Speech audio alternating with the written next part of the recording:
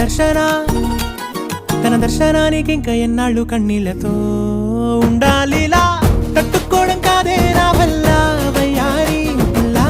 గుక్క పట్టి ఏడుస్తూనే ప్రాణం నీ వల్ల తట్టుకోవడం కాదే నా వల్ల వయ్యారి పిల్ల గుక్క పట్టి ఏడుస్తూనే ప్రాణం నీ వల్ల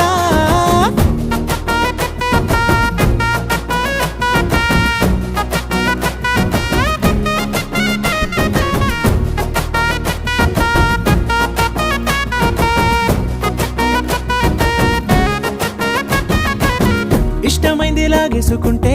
చంటి పిల్లాడల్లాడినట్టే దిక్కు తోచకుందే